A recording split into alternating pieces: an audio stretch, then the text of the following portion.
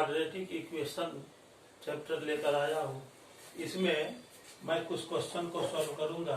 ये lecture number 8 है और क्वेश्चन गैलरी पार्ट 6 है। क्वेश्चन गैलरी पार्ट 5 में हमने क्वेश्चन नंबर 19 तक सॉल्व किया था। आज मैं क्वेश्चन नंबर 20 से सॉल्व करूंगा। अपना ध्यान बोर्ड पर बनाए रखिए और देखिए यहाँ पर सारा क्वेश्चन 20 से लेके 24 तक हमने बोर्ड पर लिख दिया है। क्वेश्चन को ध्यान से पढ़िए। मैंने पहले ही बताया था कि वर्ड प्रॉब्लम सॉल्व करना है क्वाड्रेटिक इक्वेशन चैप्टर से, तो सबसे पहले अननोन क्वांटिटी को x मान लेते हैं और x वेरिएबल में एक क्वाड्रेटिक इक्वेशन लाते हैं और तब फिर उसको सॉल्व करते हैं। तो अब क्वेश्चन देखिए, क्वेश्चन नंबर 20 है। The numerator of a fraction is 3 less than it's denominator if 2 is added to both of its numerator and denominator, then the sum of the new fraction and the original fraction is 29 by 20. Find the original fraction. आपको original fraction find करना है। यहाँ question में दिया हुआ देखिए, numerator of a fraction is 3 less than its denominator। तो numerator denominator से 3 less है, यानी डिनोमिनेटर से 3 लेस है numerator.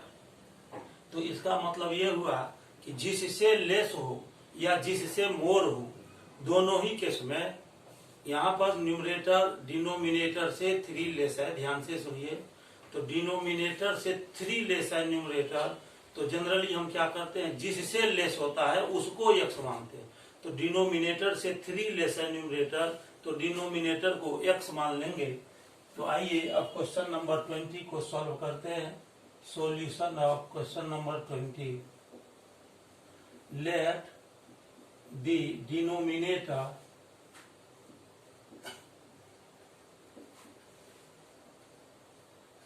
Of the fraction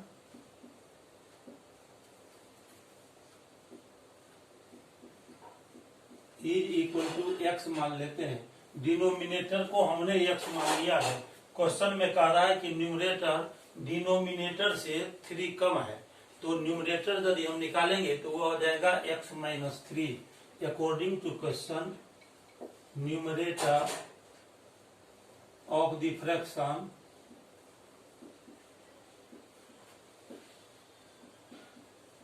is equal to हो जाएगा x माइनस 3।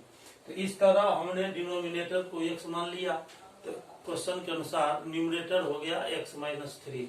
अब आप जानते हैं कि फ्रैक्शन लिखते हैं तो न्यूमरेटर बाय डिनोमिनेटर होता है, तो फ्रैक्शन लिखेंगे तो फ्रैक्शन इज इक्वल टू हो जाएगा, न्यूमरेटर है x माइनस 3, तो x माइनस 3 और डिवाइडेड बाय, और डिनोमिनेटर को हमने x माना था तो x माइनस 3 बाई एक्स।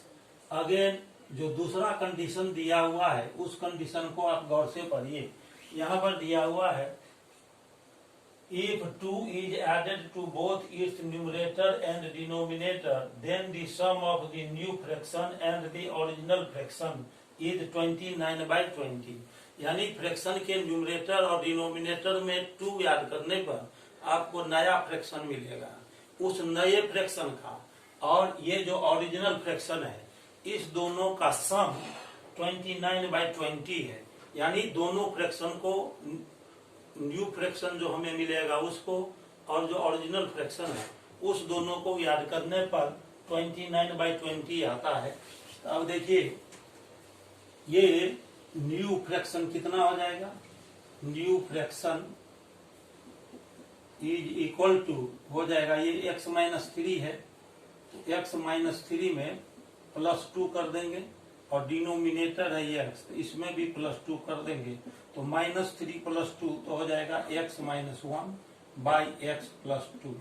अब अकॉर्डिंग टू क्वेश्चन फिर लिखेंगे, अकॉर्डिंग टू क्वेश्चन ये जो न्यू फ्रैक्शन हुआ और ये जो ओरिजिनल फ्रैक्शन हुआ, इस दोनों को यदि हम ऐड करते हैं तो आ जाता है 29 by 20। तो x minus 1 by x + 2 plus और फिर ओरिजिनल फ्रैक्शन है x माइनस 3 बाई एक्स, इस दोनों को याद करने पर 29/20 आता है। अब यहाँ पर आपको जो ये इक्वेशन आया अकॉर्डिंग टू क्वेश्चन के स्टेटमेंट के अनुसार इस इक्वेशन को क्वाड्रेटिक इक्वेशन में चेंज करेंगे, उसका जो स्टैंडर्ड फॉर्म है उसमें हम लेंगे और तब उसको सॉल्व करते हैं। तो देखिए यहाँ पर हम एलसीएम निकालेंगे x + 2 और x का, तो हो जाएगा x × x + 2। इसको डिवाइड करेंगे x + 2 से, कैंसिल हो जाएगा x + 2, बच जाएगा x से x - 1 में इंटू हो जाएगा, x × x - 1 प्लस ये जो एलसीएम आया इसको x से डिवाइड करेंगे, x कैंसिल, x + 2 बचेगा, फिर x - 3 में इंटू होगा, तो x - 3 × x + 2 आ गया इज इक्वल टू 29/20। अब x में x से इंटू करेंगे तो हो जाएगा x² माइनस x में 1 से इंटू करेंगे x प्लस, अब x - 3 और x + 2 को आप मल्टीप्लाई कर लेंगे तो आ जाएगा x² माइनस x - 6। इस दोनों को हमने मल्टीप्लाई कर लिया तो आ गया x² minus x - 6 divided by, और यहाँ देखिए x से x + 2 में इंटू कीजिए हो जाएगा x² और प्लस x से 2 में इंटू हो जाएगा तो हो जाएगा 2x इज इक्वल टू 29/20। अब x² में x² को ऐड करेंगे तो आ जाएगा 2x² और माइनस x तो हो गया -2x - 6 by x² plus 2x is equal to 29/20। Cross multiply कर देंगे, ये इधर से देखिए क्रॉस मल्टीप्लाई कर देते हैं तो हो जाएगा 20 × 2x² minus 2x - 6 is equal to 29 × x² plus 2x। इसको हमने यहाँ पर क्रॉस मल्टीप्लाई कर दिया, 22 × 40 40x² माइनस 22 × 40x माइनस 26 × 120। अब 29 से x² में मल्टीप्लाई करेंगे 29x² प्लस 29 × 2 = 50 58x। अब ये जो राइट साइड जो दो टर्म है उस सब को लेफ्ट साइड हम शिफ्ट कर देंगे, क्योंकि क्वाड्रेटिक इक्वेशन का स्टैंडर्ड फॉर्म होता है ax² + bx + c = 0, यानी राइट साइड आपको 0 रखना है। इसके लिए लेफ्ट साइड, ये राइट साइड जो दो टर्म है उसको हम लेफ्ट साइड निकाल लेंगे, तो ये हो जाएगा 40x² और यहाँ से 29x² आ गया लेफ्ट साइड तो माइनस हो जाएगा 29x² माइनस 40x और फिर plus 50x left side shift करेंगे तो माइनस 58x और माइनस 120 इज इक्वल टू हो गया 0। अब देखिए 40x² से 29x² माइनस हो गया तो वह जाएगा 11x² और माइनस 40x, और फिर यहाँ देखिए यहाँ माइनस 40x है, अब माइनस 50x है, दोनों माइनस साइन में है तो दोनों को याद कर देंगे तो ये हो जाएगा 98x माइनस 98x और माइनस 120 इज इक्वल टू हो गया 0। अब आप क्वाड्रेटिक इक्वेशन में जो लेफ्ट साइड जो एक्सप्रेशन होता है उसको फैक्टराइज करके इसको सॉल्व कीजिए। फैक्टराइज करने के लिए ये 11 और 120 को इंटू कर लेंगे तो हो जाएगा 11 × 120। अब 11 को लिखिए और 120 को आप प्राइम फैक्टराइज कर लीजिए, 2 6 का 62 हो जाएगा, 122 से डिवाइड करेंगे फिर 30, 2 से डिवाइड करेंगे 15, फिर 3 5 जा 15। तो इसको लिख सकते हैं 122 को 2 × 2 × 2 2 × 2 × 2 × 3 × 5। यहाँ पर आपको ये जो प्राइम फैक्टराइजेशन हमने निकाला इसका दो ग्रुप बनाना है। आपको इस तरह का दो ग्रुप बनाना है कि सब्ट्रैक्ट करके 98 आना चाहिए। यहाँ पर ये हाईएस्ट टर्म पॉजिटिव है, कांस्टेंट टर्म में नेगेटिव साइन आया है, तो यहाँ दोनों जगह यदि अपोजिट साइन रहता है तो सब्ट्रैक्ट करके हमको 98 लाना है। तो अब देखिए यहाँ पर 11 × 2 = 22 हुआ और 22 5 जा तो हो जाएगा 110। और ये जो 2 इंटू 2 इंटू 3 आया, 2 2 जा 4, 4 3 जा 12, 110 में से इस 12 को माइनस कीजिए तो ये 98 आ जाएगा। तो इस तरह से हम इसको लिख सकते हैं 11x² माइनस, और 98 को हम लिख सकते हैं 110 माइनस 12। यहाँ 98 के जगह पर 110 माइनस 12 लिख देंगे into x minus 120 is equal to 0। 11x² minus 110 से x में इंटू होगा तो 110x, और ब्रैकेट से पहले माइनस आया इसलिए ब्रैकेट को रिमूव करेंगे तो यहाँ साइन चेंज हो जाएगा, पॉजिटिव साइन हो जाएगा। 12 में x इंटू करेंगे 12x minus 120 is equal to 0। अब इस दोनों टर्म से 11 को कॉमन ले लेंगे और x को भी कॉमन लेंगे। 11x कॉमन हो गया तो x माइनस, और देखिए 11 10 जा 110 होता है तो यहाँ से 10 बचेगा। x को हमने कॉमन ले लिया इसलिए x को नहीं लिखना है। अब इस दोनों टर्म से 12 कॉमन ले लेंगे तो x minus 10 is equal to 0। अब ये x माइनस 10 दोनों जगह आया है तो x माइनस 10 को फिर हम कॉमन ले लेंगे तो ये हो जाएगा x माइनस 10 को कॉमन ले लीजिए तो यहाँ से बच जाएगा 11x और प्लस यहाँ बच जाएगा 12 इज इक्वल टू 0। अब आप जानते हैं कि यदि 2 नंबर्स का प्रोडक्ट 0 हो तो या तो फर्स्ट नंबर 0 होगा या नहीं तो सेकंड नंबर 0 होगा, नहीं तो दोनों नंबर 0 होगा। यहाँ पर इसको हमने 11x² माइनस 90x माइनस 120 को फैक्टराइज किया तो इतना आया। इस दोनों का प्रोडक्ट 0 है तो या तो x माइनस 10 0 होगा, नहीं तो 11x प्लस 12 0 होगा। तो लिखेंगे either x minus 10 is equal to 0 और 11x plus 12 is equal to 0। जब इसको सॉल्व करेंगे तो इससे सॉल्व करेंगे तो x का वैल्यू आ जाएगा 10 और यहाँ से x का वैल्यू निकालेंगे तो माइनस 12/11। आप जानते हैं कि किसी भी फ्रैक्शन का न्यूमरेटर या डिनोमिनेटर न तो निगेटिव होगा न फ्रैक्शनल होगा, इसीलिए यदि मान लीजिए फ्रैक्शनल होगा भी तो निगेटिव तो होगा नहीं। तो अब आप देखिए यहाँ पर हमने डिनोमिनेटर को x माना था, ये निगेटिव नहीं हो सकता है, इसीलिए इसको हम कैंसिल कर देंगे, नेग्लेक्ट कर देंगे। Since denominator of a fraction can not be negative, वो निगेटिव नहीं हो सकता है, इसीलिए हम क्या करेंगे इसको नेग्लेक्ट कर देंगे माइनस 12/11 को। Neglecting x is equal to minus 12/11, therefore x is equal to 10 is acceptable, ये एक्सेप्टेबल है, ठीक है ना। अब इसके बाद देखिए x का वैल्यू 10 आ गया, आपको ओरिजिनल फ्रैक्शन निकालना है।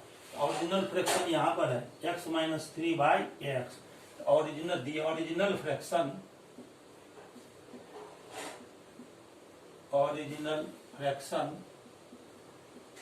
इज इक्वल टू, यहाँ पर हमने लिखा है x माइनस 3/x, x का वैल्यू 10 हमने लाया है तो यहाँ 10 माइनस 3 और बाई 10 लिख देंगे, ये हो जाएगा 7/10, ये आंसर हो गया। इस तरह आंसर हमने 7/10 लाया। ये क्वेश्चन नंबर 20 को हमने अभी सॉल्व कर लिया है। क्वेश्चन नंबर 20 को सॉल्व करने के बाद आइए अब हम क्वेश्चन नंबर 21 को सॉल्व करेंगे। अपना ध्यान बोर्ड पर बनाए रखिए, और यदि अभी तक आपने मेरे चैनल को सब्सक्राइब नहीं किया है तो इसे सब्सक्राइब करके और बेल आइकन पर क्लिक कर दें और इसे ऑल पर सेट कर दें, ताकि मैं जैसे ही अपना वीडियो YouTube पर अपलोड करूं तो आपको सबसे पहले मेरा लेक्चर वीडियो मिल सके और घर बैठे मैथ सब्जेक्ट में आपकी तैयारी हो सके। साथ ही साथ यदि आपके रिलेशनशिप में या फिर फ्रेंड सर्किल में कोई स्टूडेंट हो जो 9th क्लास या 10th क्लास में पढ़ते हो तो उसको भी मेरा लेक्चर वीडियो शेयर कर दीजिए ताकि उन्हें भी मैथ की तैयारी में मदद मिल सके। अभी कोरोना का समय चल रहा है, घर बैठे उसको मैथ सब्जेक्ट की तैयारी में मदद मिल सके। अब आप क्वेश्चन नंबर 21 को बोर्ड पर ध्यान से पढ़िए और उसे समझने का कोशिश कीजिए। 20 क्वेश्चन को मैंने सॉल्व कर दिया है। अब इसे सॉल्व करने के बाद क्वेश्चन नंबर 21 को मैं सॉल्व करने जा रहा हूँ। अपना ध्यान बोर्ड पर कंसंट्रेट कीजिए और समझिए। अब देखिए क्वेश्चन नंबर 21 को हम सॉल्व करेंगे।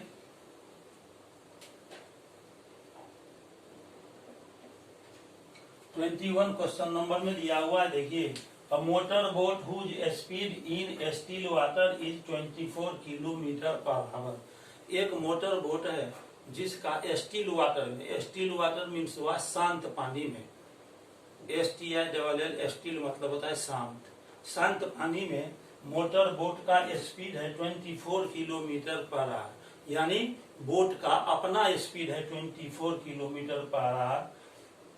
और इसमें दिया हुआ है takes 1 hour more to go 32 kilometre upstream then to return downstream to the same spot, find the speed of the stream. अब अप स्ट्रीम क्या है, डाउन स्ट्रीम क्या है, सो आप देखिए।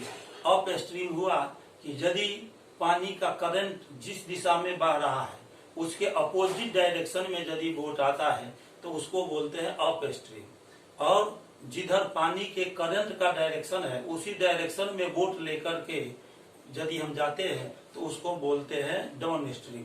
यानी डाउन स्ट्रीम का मतलब ये हुआ कि पानी के करंट के साथ साथ जाना, और अप स्ट्रीम मतलब हुआ पानी का जो करंट का डायरेक्शन है उसके अगेंस्ट, उसके उल्टे डायरेक्शन में आना।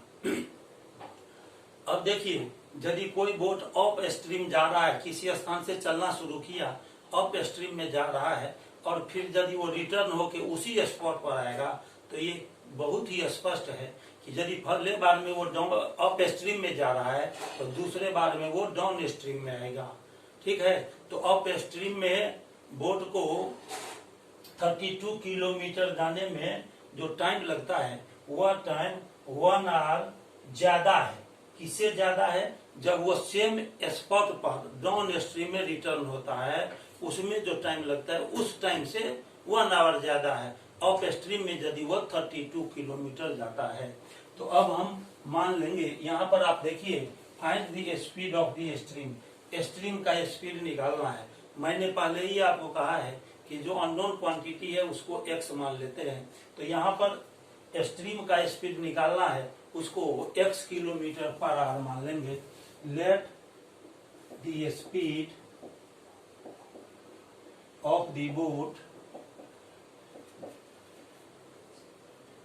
बोट नहीं, यहाँ पर स्ट्रीम का स्पीड निकालना है ना, तो let the speed of the stream, stream का स्पीड निकालना है। ये मान लेते हैं x किलोमीटर पर आवर। ये स्ट्रीम का हमने स्पीड माना है और उसका बोट का स्टिल वाटर में स्पीड दिया हुआ है 24 kilometre per our. Speed of the boat, motor boat in still water, शांत पानी में मोटर बोट का स्पीड दिया हुआ है 24 किलोमीटर पर आवर। अब आप देखिए कि मोटर बोट यदि डाउन स्ट्रीम में जाता है तो उसका स्पीड बढ़ जाएगा। तो डाउन स्ट्रीम में मोटर बोट का क्या स्पीड होगा, तो उसके लिए बोट के स्पीड में स्ट्रीम का स्पीड ऐड हो जाता है। और यदि अप स्ट्रीम आएगा तो बोट के स्पीड में से स्ट्रीम का स्पीड माइनस हो जाता है। तो अब हम यहाँ पर लिखेंगे the speed of the boat, the speed of the boat up stream. Up stream में बोट का स्पीड हमको निकालना है, तो बोट के स्पीड में से स्ट्रीम का स्पीड माइनस हो जाएगा। 24 minus x kilometre per our,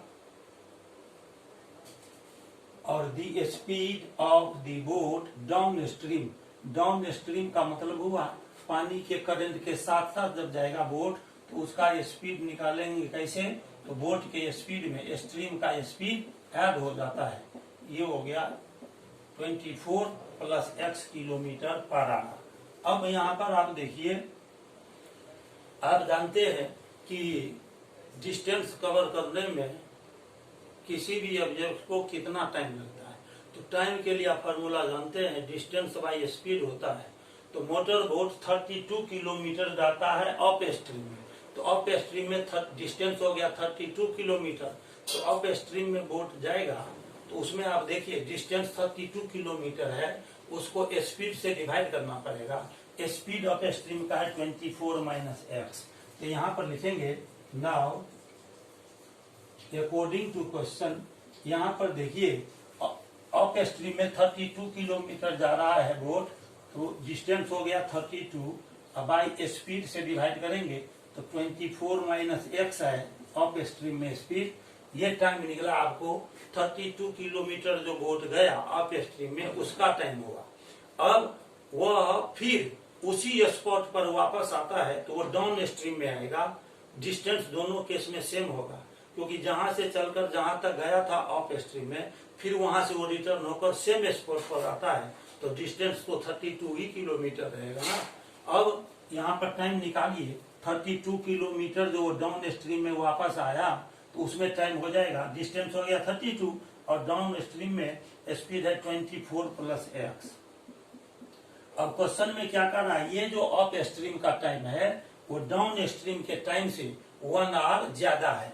ये जो अप स्ट्रीम का टाइम है ये कितना है, तो डाउन स्ट्रीम का जो टाइम है उससे 1 आवर ज्यादा है, तो इसमें +1 कर देंगे। अब ये जो 32 बाई 24 प्लस एक्स है, इसको लेफ्ट साइड हम शिफ्ट कर देंगे, तो 32 by 24 minus x, 32 by 24 minus x, और ये यहाँ पॉजिटिव है तो लेफ्ट साइड शिफ्ट करेंगे तो निगेटिव हो जाएगा। 32 by 24 plus x is equal to 1।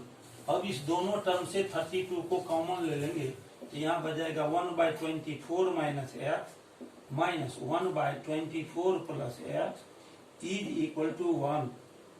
अब 32 यहाँ मल्टीप्लाई में, इसको राइट साइड शिफ्ट करेंगे, बाई में आ जाएगा 1 by 24 minus x minus 1 by 24 plus x is equal to 1 by 32।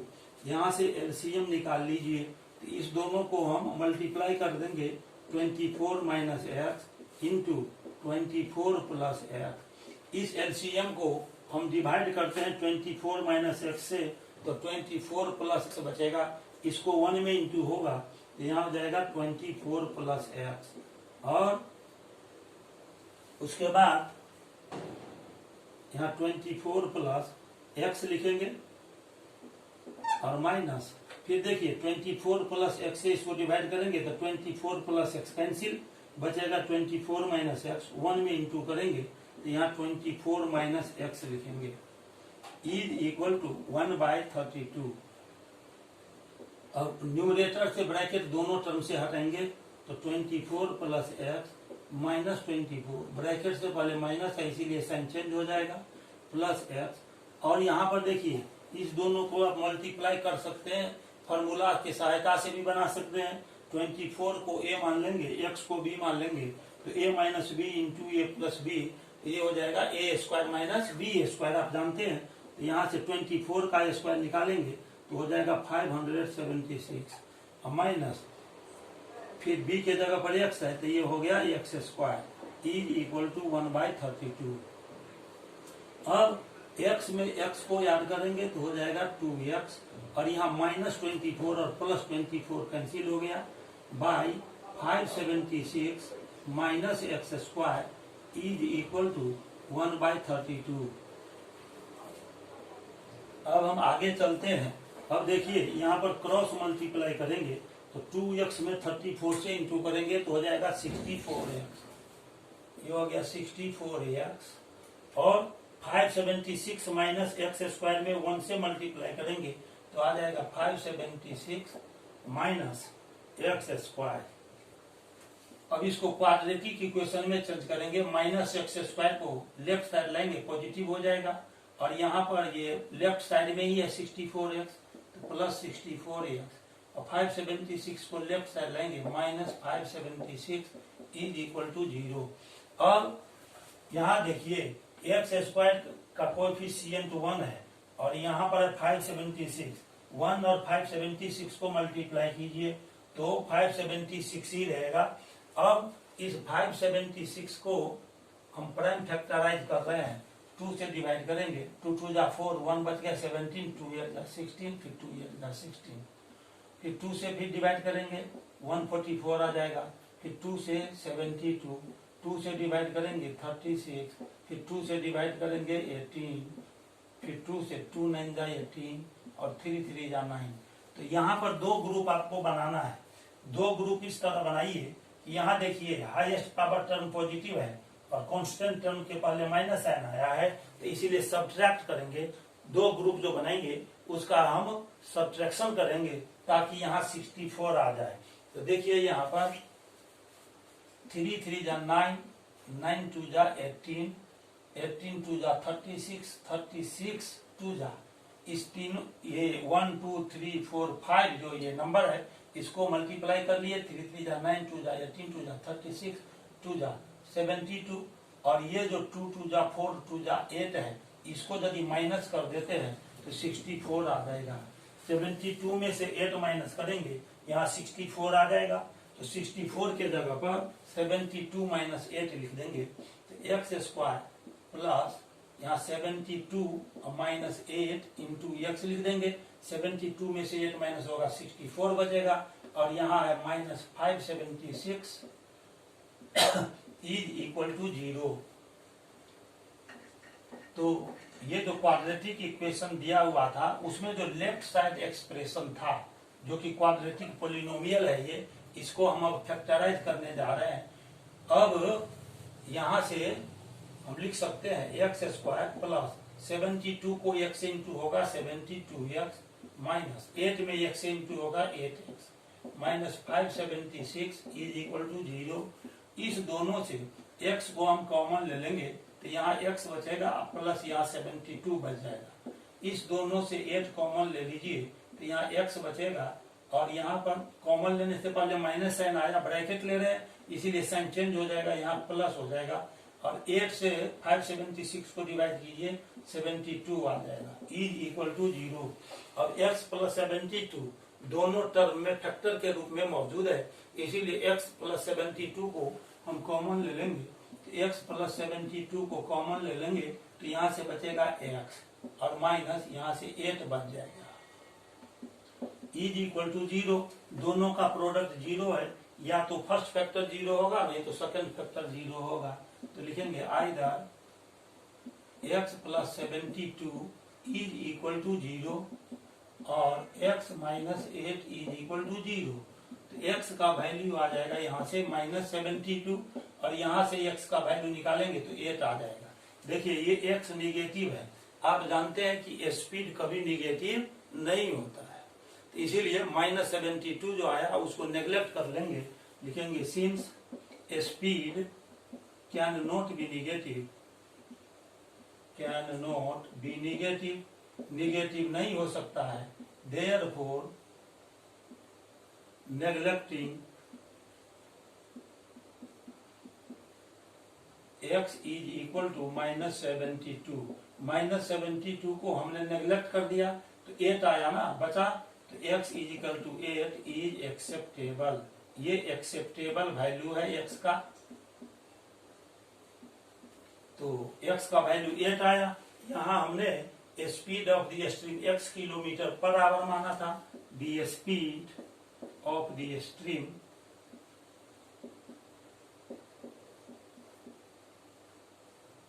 Is equal to x kilometre per hour, x का वैल्यू आ गया यहाँ पर 8, तो 8 किलोमीटर पर आवर ये स्ट्रीम का स्पीड हमने फाइंड कर लिया है। अभी क्वेश्चन नंबर 21 को हमने सॉल्व किया है। क्वेश्चन नंबर 21 को सॉल्व करने के बाद आइए अब हम क्वेश्चन नंबर 22 को सॉल्व करेंगे। क्वेश्चन नंबर 22 को आप बोर्ड पर ध्यान से पढ़िए। यहाँ पर क्वेश्चन नंबर 22 है, उसको ध्यान से पढ़िए और समझने का कोशिश कीजिए।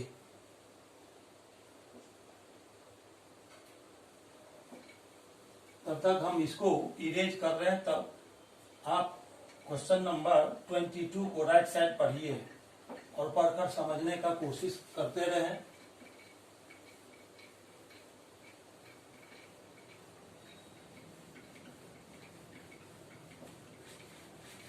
मुझे उम्मीद है कि आपको सॉल्यूशन अच्छी तरह से समझ में आता होगा। मेरा कोशिश है कि मैं जितना इजी से इजी वे में आपको समझा सकूं सॉल्यूशन को।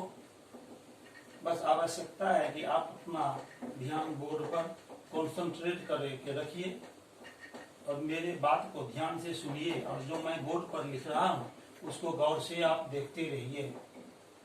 इसमें सबसे अहम बात है कि क्वेश्चन के आधार पर क्वाड्रेटिक इक्वेशन सही फॉर्म करना और उसे फिर सॉल्व करना। ये यदि एबिलिटी आपको आ जाता है तो आप क्वेश्चन को आराम से वर्ड प्रॉब्लम को सॉल्व कर सकते हैं।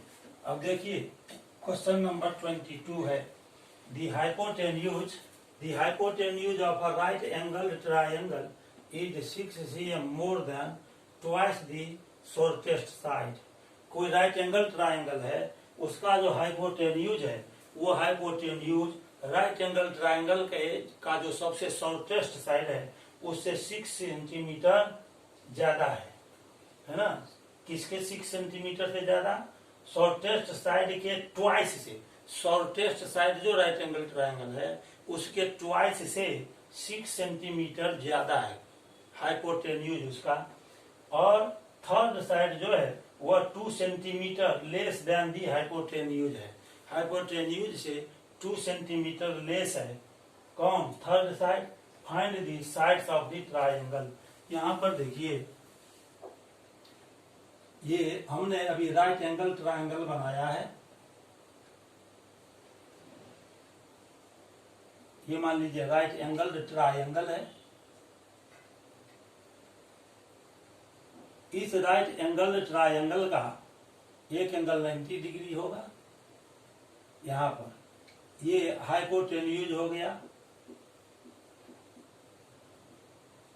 और मान लेते हैं कि ये शॉर्टेस्ट साइड है, ये x सेंटीमीटर मान लीजिए। राइट एंगल ट्रायंगल का शॉर्टेस्ट साइड हम x सेंटीमीटर मान लेते हैं। तो यहाँ पर लिखेंगे let the shortest side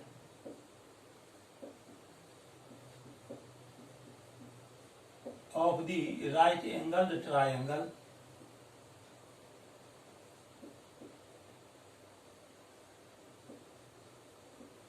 x centimetre मान लेते हैं। ये x सेंटीमीटर हमने मान लिया। शॉर्टेस्ट साइड के ट्वाइस से 6 सेंटीमीटर मोर है हाइपोटेन्यूज। तो हाइपोटेन्यूज ये हो गया।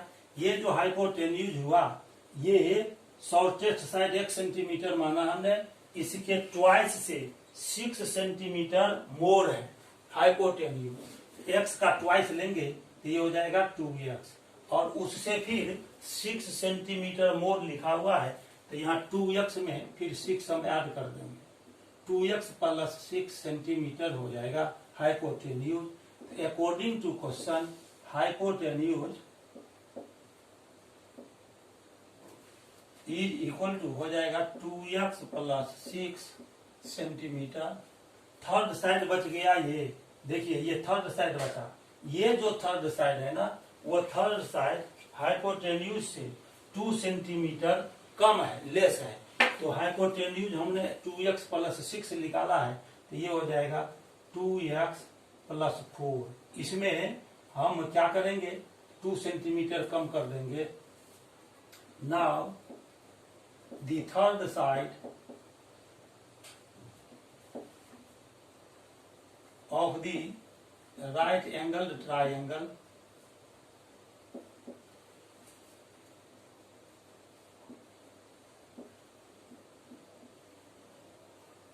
ये कितना हो जाएगा? तो ये जो हाइपोटेन्यूज है 2x प्लस 6 इससे 2 सेंटीमीटर कम है तो -2 कर देंगे, इतना सेंटीमीटर हो जाएगा। ये आ जाएगा 2x और +6 - 2 तो +4, इतना सेंटीमीटर आ गया। 2x + 4 ये थर्ड साइड हो गया राइट एंगल ट्रायंगल का। अब आप इक्वेशन कैसे लेंगे? तो आप जानते हैं कि राइट एंगल ट्रायंगल में h² = p² + b² होता है। हाइपोटेन्यूज का square = perpendicular square + base square. तो उस फॉर्मूला से हम यदि यहाँ पर चलेंगे, उस फॉर्मूला को यूज करेंगे तो हो जाएगा 2x + 6 का होल स्क्वायर = यहाँ देखिए ये परपेंडिकुलर हुआ, परपेंडिकुलर 2x + 4 है तो 2x + 4 का होल स्क्वायर लिखेंगे और प्लस यहाँ पर जो बेस है वो x सेंटीमीटर है तो ये लिखेंगे x²। सिंस आप जानते हैं h² होता है p² + b²। अब इसको लेकर आगे बढ़ेंगे, इसको a + b के होल स्क्वायर पर तोड़िए तो a² + 2ab + b² होता है। उस फॉर्मूला पर इसको ब्रेक करेंगे तो ये हो जाएगा 4x² + 24x + 36। इसको a + b होल स्क्वायर के फॉर्मूला पर हमने ब्रेक कर दिया, इसको भी a + b formula, a + b whole square के फॉर्मूला पर इसको भी ब्रेक करेंगे तो ये आ जाएगा 4x² + 16x + 16 + x²। अब यहाँ पर देखिए ये जो 4x² है वो दोनों तरफ पॉजिटिव है, इसको कैंसिल कर दीजिए तो यहाँ बच जाएगा 24x + 36 = x² + 16x + 16 हो गया। अब इसके बाद फिर हम आगे बढ़ते हैं तो इस दोनों टर्म को आप ले जाइए राइट साइड, इधर 0 बच गया।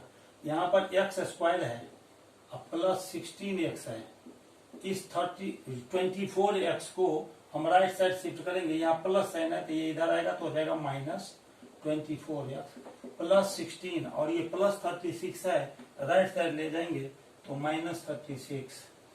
तो इस तरह से ये 0 = x² +16x -24x तो आ जाएगा -8x और फिर +16 -36 ये आ जाएगा -20। यानी आपके पास आ गया x² -8x -20 = 0। अब ये जो लेफ्ट साइड जो ये क्वाड्रेटिक पॉलिनोमियल आया है उसको हम क्या करेंगे, उसको फैक्टराइज करेंगे। इसके लिए आप देखिए ये यहाँ पर 20 है, 20 का 2 फैक्टर्स लेंगे, 10 × 2 = 20 होता है और 10 में से 2 को सब्ट्रैक्ट करेंगे तो यहाँ 8 आ जाएगा। सब्ट्रैक्ट करके इसीलिए ला रहे हैं कि यहाँ जो ये कांस्टेंट टर्म है ये निगेटिव है, हाईएस्ट पावर टर्म पॉजिटिव है, इसीलिए 20 का 2 फैक्टर्स निकालेंगे और एक फैक्टर से दूसरे को सब्ट्रैक्ट करने पर 8 आना चाहिए। तो 10 × 2 = 20 होता है, 10 - 2 8 आ जाएगा। इसको हम लिख सकते हैं x² -8 के जगह पर 10 - 2 लिख देंगे × x -20 = 0। अब x² -10 में 1 से इंटू करेंगे 10x, ये माइनस है ब्रैकेट हटाएंगे तो ये साइन चेंज हो जाएगा, 2 में 1 से इंटू होगा 2x -20 = 0। अब इसके बाद इस दोनों टर्म से x कॉमन लेंगे तो हो जाएगा x -10,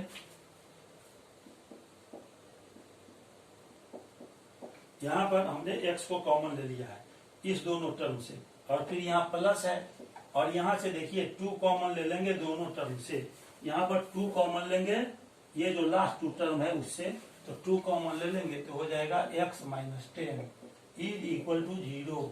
अब x -10 दोनों जगह मौजूद है, x -10 को हम कॉमन ले लेते हैं तो यहाँ बचेगा x और प्लस यहाँ से बच जाएगा 2 = 0। अब इस दोनों फैक्टर का प्रोडक्ट 0 है, या तो फर्स्ट फैक्टर 0 होगा या नहीं तो सेकंड फैक्टर 0 होगा। तो हम लिखेंगे आइदर x -10 = 0 और x + 2 = 0। तो यहाँ से x निकालेंगे तो पहला वैल्यू 10 आ जाएगा, यहाँ आ जाएगा -2। आप जानते हैं कि किसी भी ट्रायंगल का साइड निगेटिव नहीं होता है, इसलिए x का जो निगेटिव वैल्यू -2 आया उसको नेग्लेक्ट करना पड़ेगा। Since the side of a triangle can not be negative, ये निगेटिव नहीं होगा, therefore neglecting x is equal to -2। तो इसका मतलब ये हुआ कि x is equal to 10 acceptable है, इज एक्सेप्टेबल। ये x is equal to 10 acceptable है। अब ट्रायंगल का तीनों साइड निकालना है, तो देखिए यहाँ पर फर्स्ट साइड है 1 centimetre. The sides of the triangle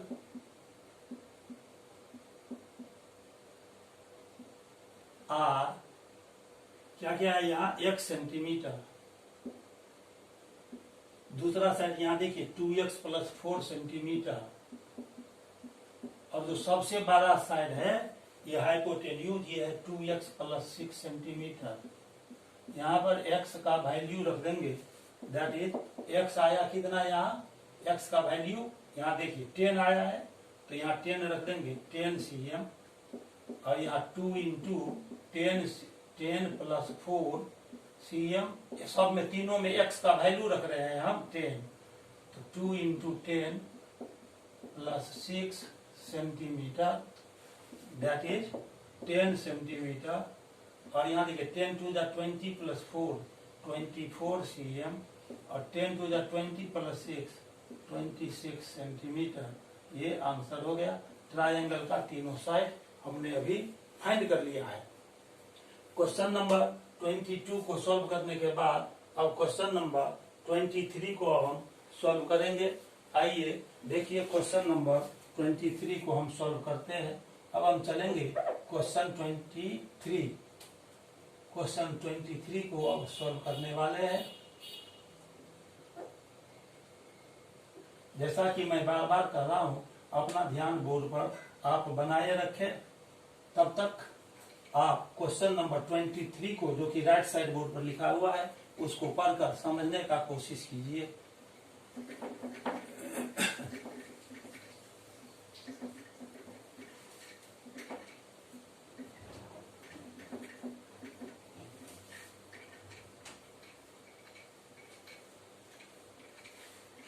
मुझे उम्मीद है कि आपको सॉल्यूशन अच्छी तरह से समझ में आता होगा।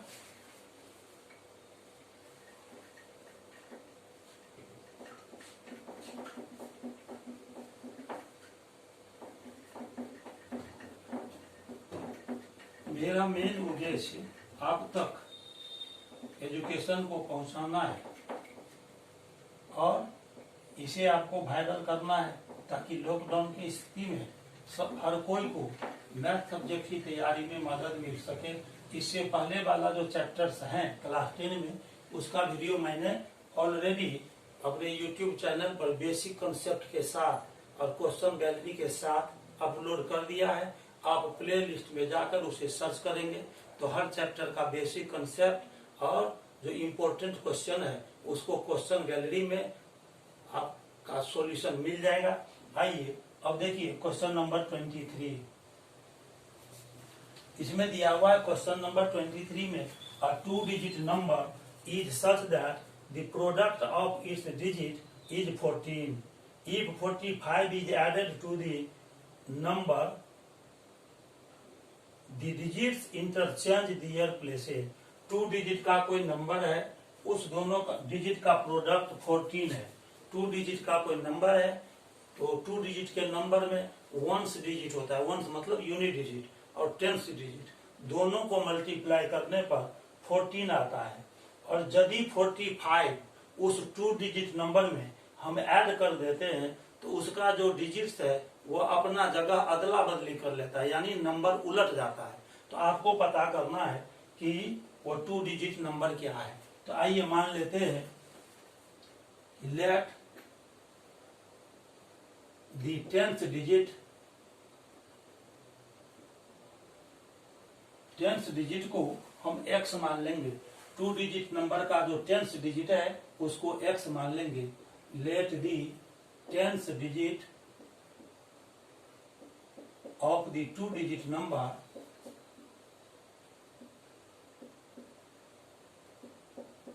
इज इक्वल टू x, उसको हम x मान लेते हैं। अब टेंस डिजिट और यूनिट डिजिट दोनों का प्रोडक्ट कितना दिया हुआ है, यहाँ देखिए 14 दिया हुआ है। अब जैसे मान लीजिए कोई दो नंबर का प्रोडक्ट कहेगा 10 है, अब पहला नंबर हमको मालूम है 2 है, तो दूसरा कितना होगा, तो 10 को 2 से डिवाइड करेंगे तो दूसरा नंबर आ जाएगा 5, यानी 2 और 5 का प्रोडक्ट 10 हो गया। तो एक डिजिट हमको मालूम है, टेंस डिजिट x हमने मान लिया है, और दोनों का प्रोडक्ट 14 है, तो वंस डिजिट निकालना है तो 14 में x से डिवाइड कर देंगे। तो लिखेंगे according to question the ones digit, ones मतलब unit, unit digit of the 2 digit number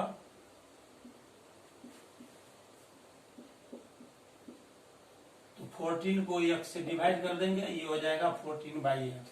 अब देखिए, अब मान लीजिए कोई 2 डिजिट नंबर है, जैसे मान लीजिए 72 है, इसको एक्सपेंडेड फॉर्म में आपको लिखना है। ये टेंस डिजिट हुआ, ये वंस डिजिट हो गया, तो इसको एक्सपेंडेड फॉर्म में लिखेंगे तो टेंस डिजिट में आप 10 से इंटू कर देंगे, 7 × 10 आप प्लस ये जो वंस डिजिट है उसमें उसको आप ऐड कर देंगे, तो 10 7 × 70 आप प्लस 2 तो 72 हो गया।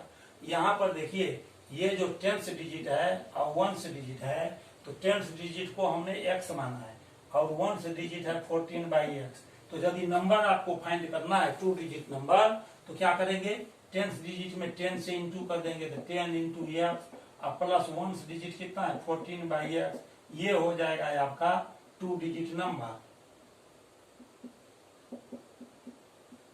तो 2 डिजिट नंबर यदि हमको निकालना है तो लिखेंगे दी 2 डिजिट नंबर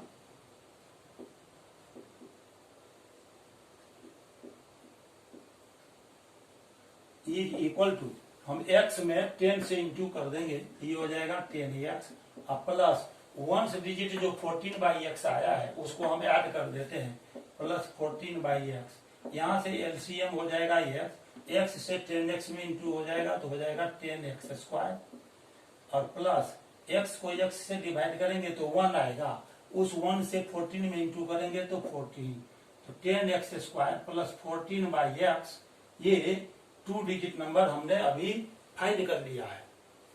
अब कहता है वो जो 2 डिजिट नंबर है उसमें यदि हम 45 ऐड कर देते हैं तो उसका डिजिट रिवर्स हो जाता है, माने इंटरचेंज हो जाता है, उलट जाता है, यानी नंबर उलट गया। जैसे 36 है उसको उलटिए तो 63 आ जाएगा, उसी तरह से हो जाता है।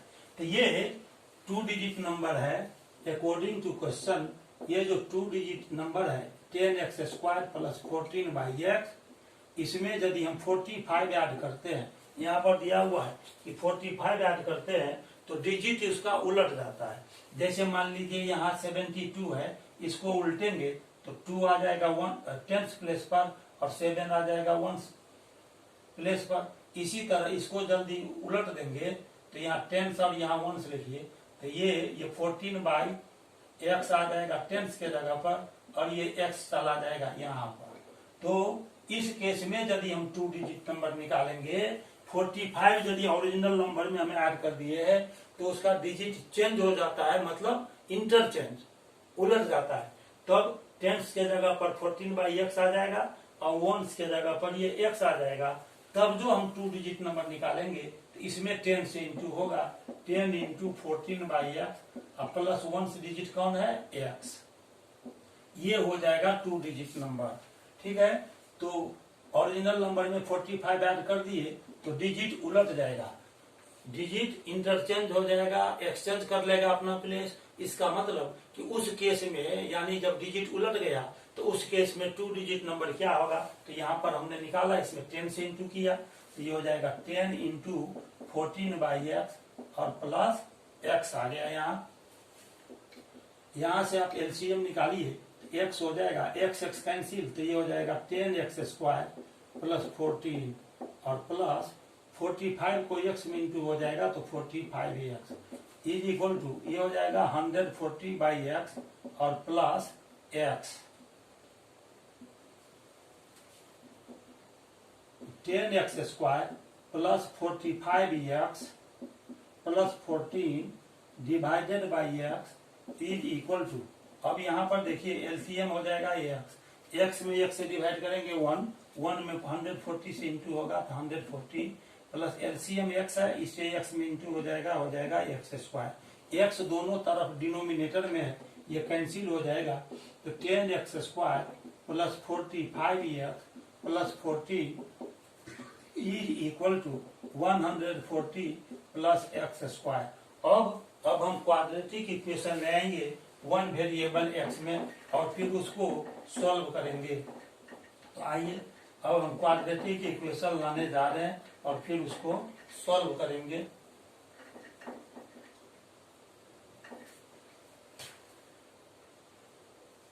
अब देखिए ये हो गया 10x स्क्वायर और यहां से ये प्लस x स्क्वायर है, लेफ्ट साइड लेंगे तो minus x square plus 45x और प्लस 14 और ये 140 लेफ्ट साइड लेंगे तो माइनस 140 इज इक्वल टू 0। तो ये हो गया 9x square plus 45x plus 14 minus 160 तो माइनस 126 आएगा इज इक्वल टू 0। अब 9 हम सबसे कॉमन ले सकते हैं तो 9 कॉमन ले लीजिए तो x स्क्वायर प्लस 9 5 जा 45 तो ये 5x माइनस 9 से इसको डिवाइड कीजिए तो 9 1 जा 9, यहाँ से 3 बच गया 36, 9 4 जा 14 आ जाएगा is equal to 0। Therefore x square plus 5x minus 14 is equal to, यहाँ 9 मल्टीप्लीकेशन में है, इस साइड आएगा तो डिवाइड में हो जाएगा तो 0/9 मीन्स फिर से 0 आ जाएगा। अब 14 का 2 फैक्टर हम निकालेंगे, 14 का 2 फैक्टर निकालेंगे ताकि सब्ट्रैक्ट करने पर 5 आ जाए। तो आप जानते हैं 7 2 जा 14 होता है, 7 में 2 माइनस करेंगे यहाँ पर 5 आ जाएगा। तो इसको हम लिख सकते हैं x square plus 7 minus 2 into x minus 14 is equal to 0। इस तरह से यह आ जाएगा एक्स स्क्वायर और 7 से x में इंटू करेंगे तो प्लस 7x माइनस 2 से x में इंटू होगा तो ये हो जाएगा 2x minus 14 is equal to 0। यहाँ ब्रैकेट है। अब इस दोनों टर्म से x को कॉमन ले लेंगे तो यहाँ बचेगा x प्लस 7 माइनस इस दोनों से 2 कॉमन ले लेंगे तो x कॉमन लेने से पहले देखिए माइनस साइन है, इसीलिए ब्रैकेट यहाँ यूज कर रहे हैं और यहाँ पर साइन चेंज हो जाएगा प्लस 2 7 जा 14 इज इक्वल टू 0।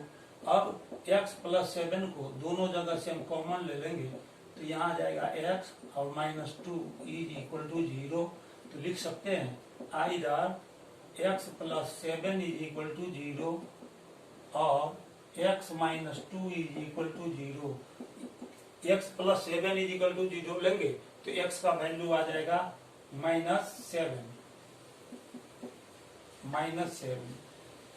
और x minus 2 is equal to 0 को सोल्व करेंगे तो x आ जाएगा 2।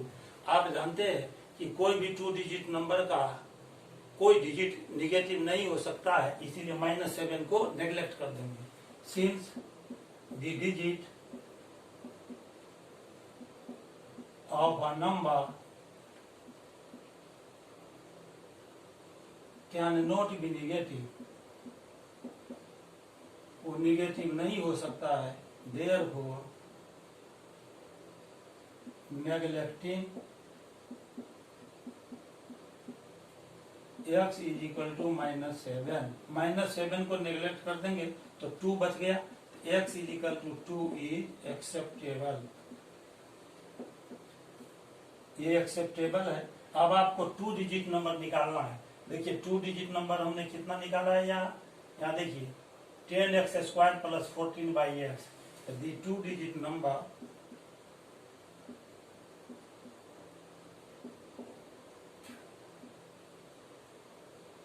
Is equal to 10x square plus 14 by x का वैल्यू आप रख दीजिए। 10 इंटू यहाँ पर 2 आया तो ये हो जाएगा 2a स्क्वायर प्लस 14 और बाई 2 का स्क्वायर हो जाएगा 4, 10 4 जा 40, 40 में आप 14 जोड़ दीजिए तो हो जाएगा 54 बाई 2 से इसको कट कर देंगे 27। इस तरह से 2 डिजिट नंबर आ गया 27। अभी हमने क्वेश्चन नंबर 23 को सॉल्व कर दिया है, 2 डिजिट नंबर 27 आया। आज का लास्ट क्वेश्चन है क्वेश्चन नंबर 24, उसको अब हम सॉल्व करेंगे। तब तक आप क्वेश्चन नंबर 24 को बोर्ड पर ध्यान से पढ़िए। अब चलते हैं सॉल्यूशन क्वेश्चन नंबर 24।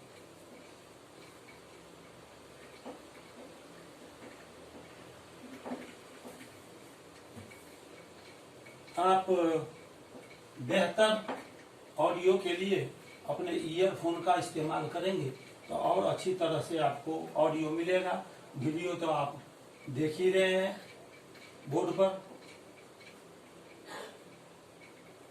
वीडियो देखते समय आप YouTube पर जब चैनल खोलेंगे तो उसे जूम कर लेंगे ताकि बिल्कुल स्पष्ट रूप से आपको दिखाई पड़े बोर्ड पर जो मैंने लिखा है।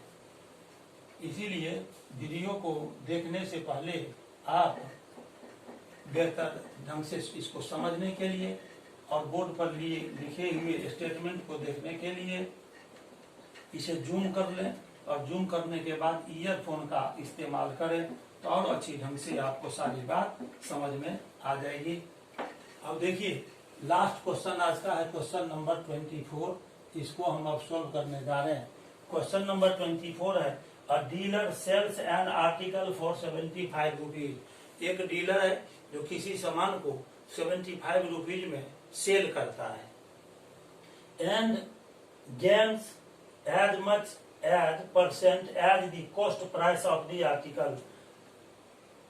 और उसे कितना गेन मिलता है, गेन परसेंट क्या है, तो जितना कॉस्ट प्राइस है, कॉस्ट प्राइस का जो न्यूमेरिकल वैल्यू है उतना ही परसेंट उसको गेन होता है। कब होता है, जब वह उस आर्टिकल को 75 रुपीज में सेल करता है तब।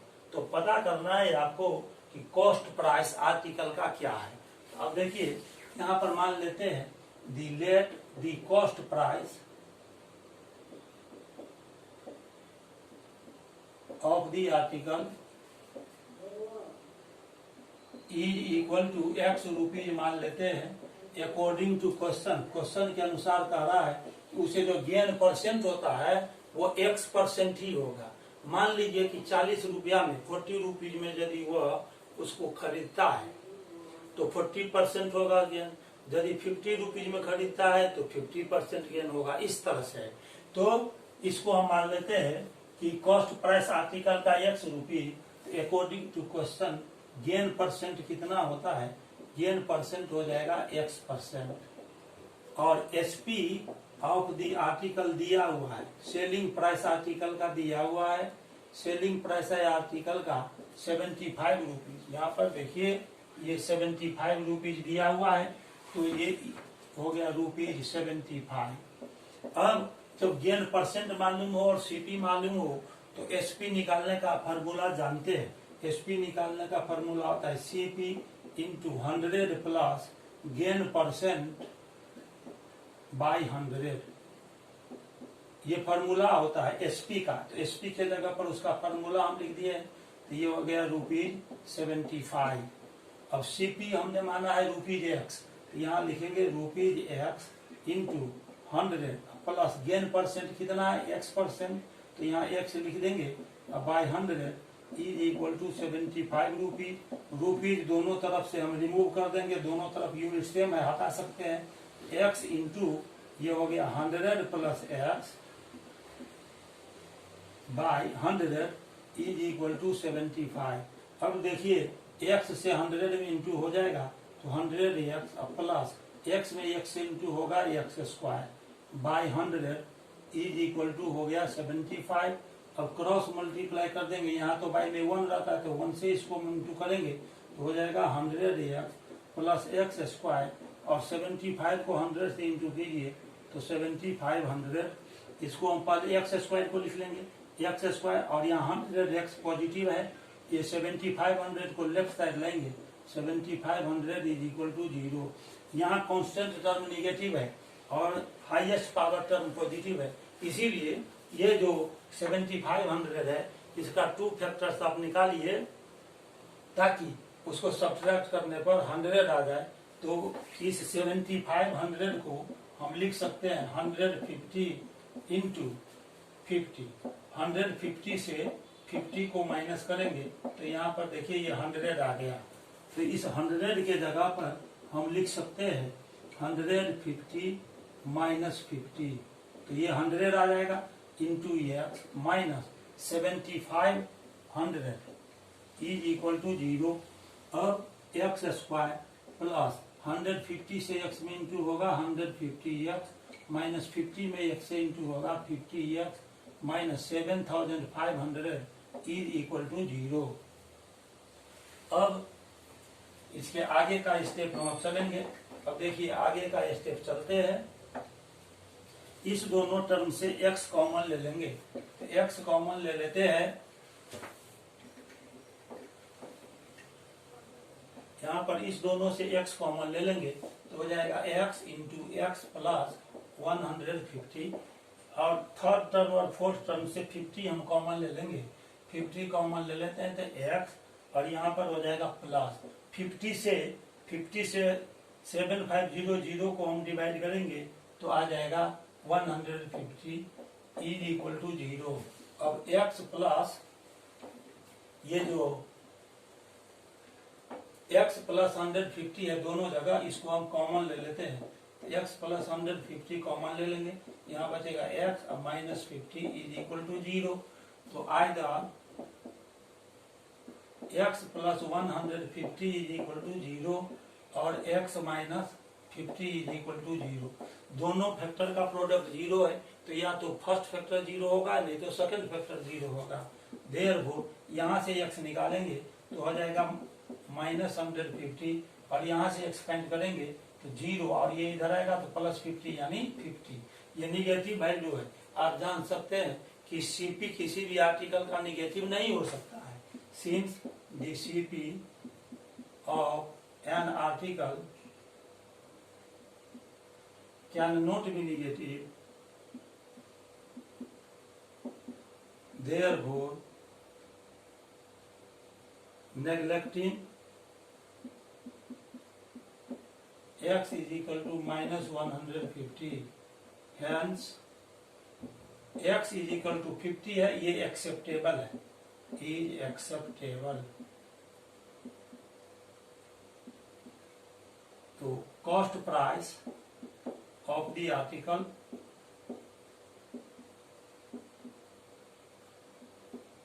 हमने x रुपीज माना था और x का वैल्यू 50 आया, तो ये हो जाएगा 50 रुपीज, ये आंसर हो गया। तो आर्टिकल का सीपी हमने निकाल लिया है जो कि 50 रुपीज है। इस तरह अभी हमने क्वेश्चन नंबर 24 को सॉल्व किया, ये आज का लास्ट क्वेश्चन था। बाकी क्वेश्चन मैं अपने लेक्चर नंबर 9 में सॉल्व करूंगा। तब तक के लिए आपसे विदा लेता हूँ। अगला लेक्चर मेरा क्लास 9 के लिए होगा जो लाइंस एंड एंगल्स चैप्टर से होगा। मुझे उम्मीद है कि मेरा वीडियो लेक्चर आपको अच्छा लगा होगा। यदि लेक्चर वीडियो अच्छा लगा तो इसे लाइक कीजिए, मेरे चैनल को सब्सक्राइब कर दीजिए और बेल आइकॉन पर क्लिक करके इसे ऑल पर सेट कर दीजिए, ताकि जैसे ही मैं अपना लेक्चर वीडियो अपलोड करूं आपको सबसे पहले मेरा लेक्चर वीडियो मिल सके। इसे अपने फ्रेंड सर्किल में, रिलेशनशिप में भी शेयर कर दे। मेरा मेन उद्देश्य आपको मैथ सब्जेक्ट की तैयारी में मदद करना है। तब तक के लिए बहुत बहुत धन्यवाद।